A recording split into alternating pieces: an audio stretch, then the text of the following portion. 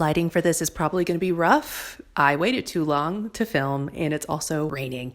So I have made several videos of me recreating things that I see online, specifically Pinterest, although apparently that's going to get bought by OpenAI, as if AI isn't one of the major problems with social media right now. We're not talking about that right now. I am an AI hater.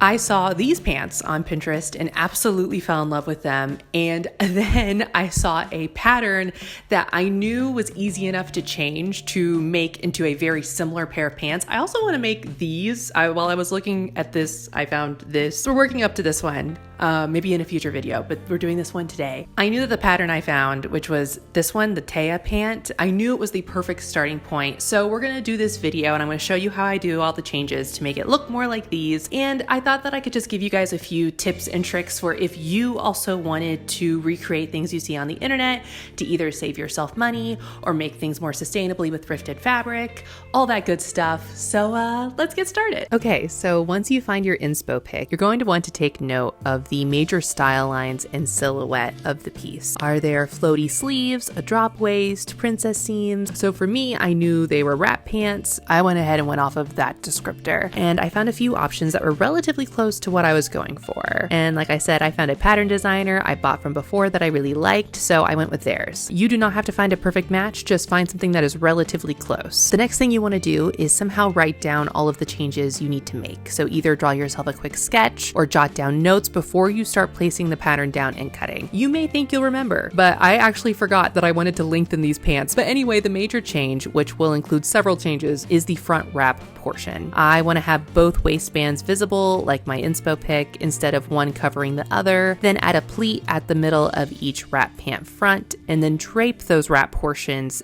a bit differently so that they go into the side seam instead of falling all the way down. I forgot to film me cutting the entire front side of the wrap pant portion. Forgot is the word of this video, but here is generally the line that I added, which was about 1.5 inches at the center front side at the top.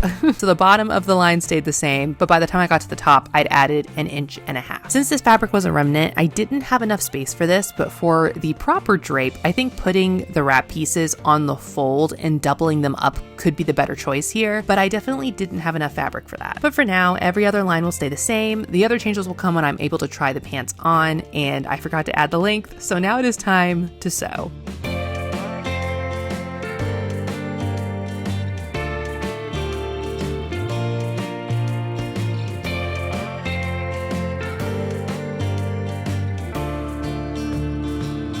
As far as the fabric I picked for this, I found a twill remnant online in this beautiful maroon wine color. Finding remnants on Etsy or eBay is a great way to find your fabric more sustainably instead of hoping for the luck of the draw at the thrift store. So one more change I had to make, which I have to make for every pattern ever, is my waist measurement and my hip measurement are almost always 1 to 2 sizes different. So I needed to take several inches out of the waist area. And so I added 1 inch to each back pant dart as a start. Then it was time to stitch the back rise seam. I also like to add a 1/8 inch top stitching, which tacks down that seam allowance and adds some extra strength to that seam. For some reason, I'm so scared that the pants I sew are going to rip at the crotch, and this just makes me feel a bit more secure.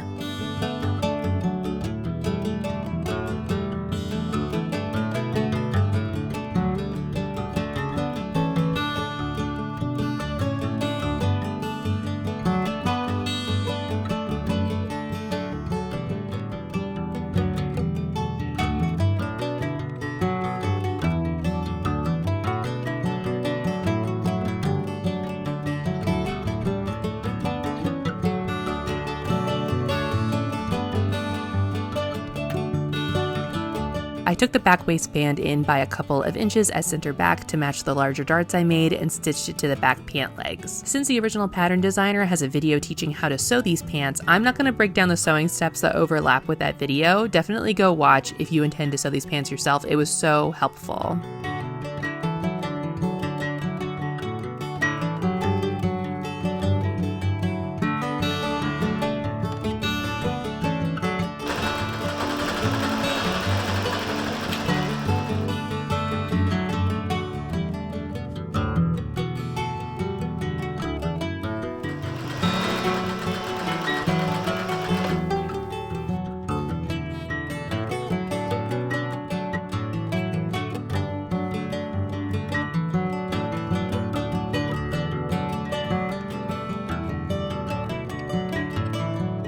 Then it was time to move on to my least favorite part of any pants project, the zipper. I actively avoid zippers at all costs, but with this, it was unavoidable. So this is an invisible zipper, and I definitely had to sew it more than once, but it eventually looked okay, and I was able to move on.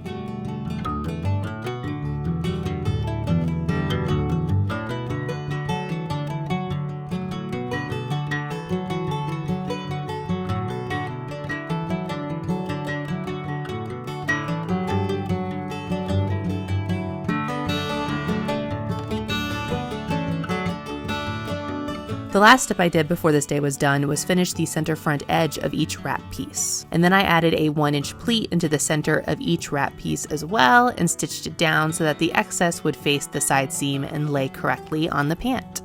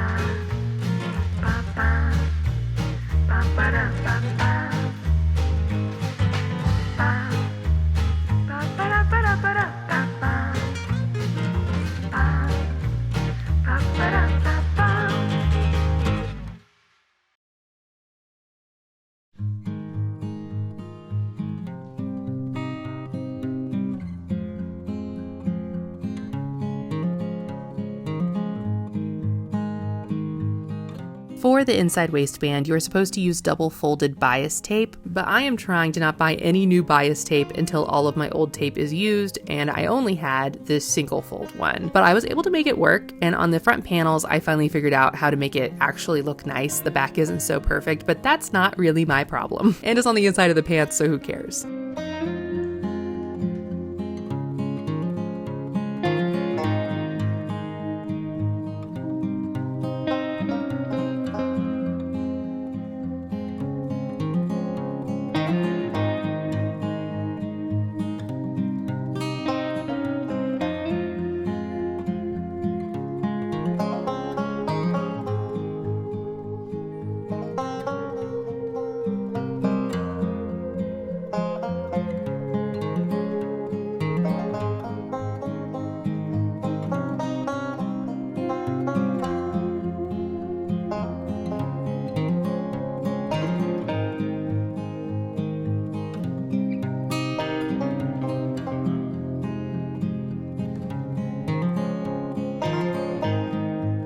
Then it was time to baste the front pant legs together, pin all the layers together, and fit the waistband to my waist. And once again, I had to take in each side by about an inch.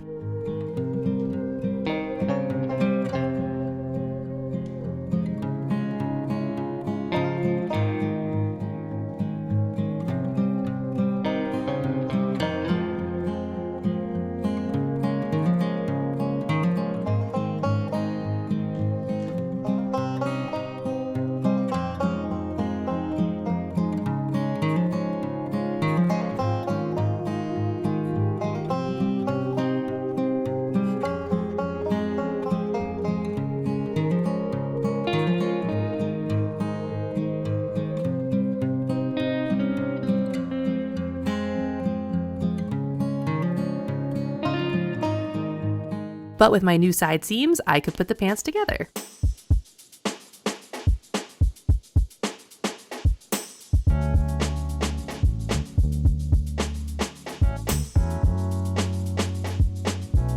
For what I thought was my last step at this point, I was originally going to do a button. I didn't add quite enough to the waistband in order to add a buttonhole, so I stuck to a hook and bar.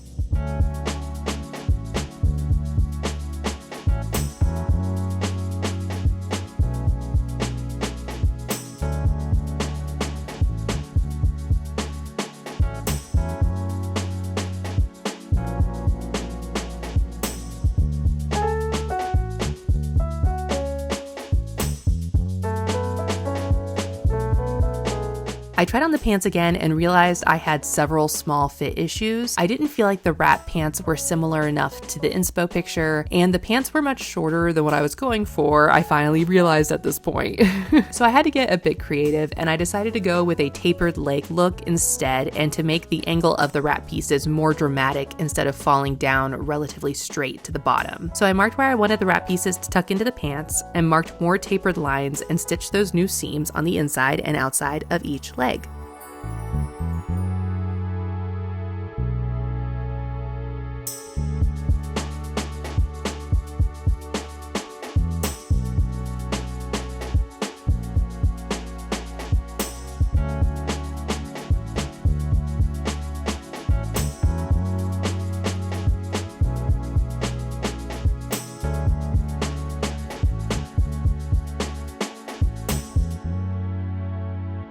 Once again, I undid the seams to make the wrap pieces lay correctly, and you can make this process a bit more streamlined by making a mock-up, but I am a fan of making wearable mock-ups like this one. Then you write down your notes, mark up your pattern, and then you have something to wear out of it in the end instead of having to take it all apart and use up more time and money.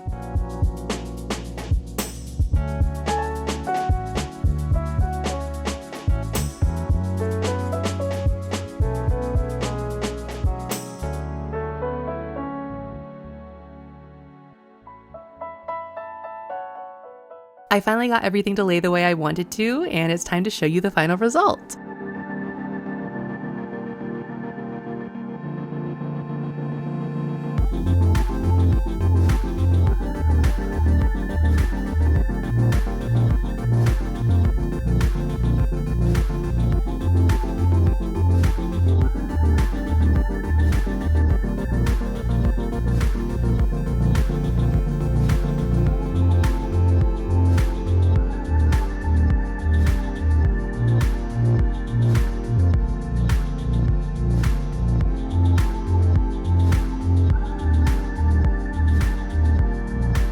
I absolutely love the way these pants turned out. They look so modern and unique, and even though the original pattern is so cool and I'd love to just make those pants one day, this was such a fun idea to play with. I also think changing to the tapered silhouette, since I forgot to lengthen the pants, ended up being super cute. It almost has a barrel leg look, which I really like. I want 4 more styles of similar pants to this. The draping is just so fun to work with, and honestly this twill that I found was a lot lighter than I thought it was going to be, so I'd like to try this again with a slightly heavier suiting material.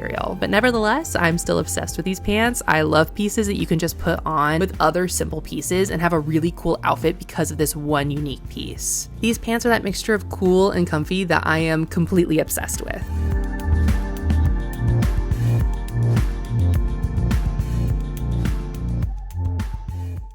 I will have that Taya pattern that I used linked below if you would also like to use it just to make the pants or to use it as a starting point. I love this pattern designer. I've used them a couple times before. Not sponsored, just probably an affiliate link. But anyway, that's gonna be it for me this week. Thank you so much for watching. If you liked this video, be sure to subscribe so that you can see more from me. And I hope to see you back here next time. Bye.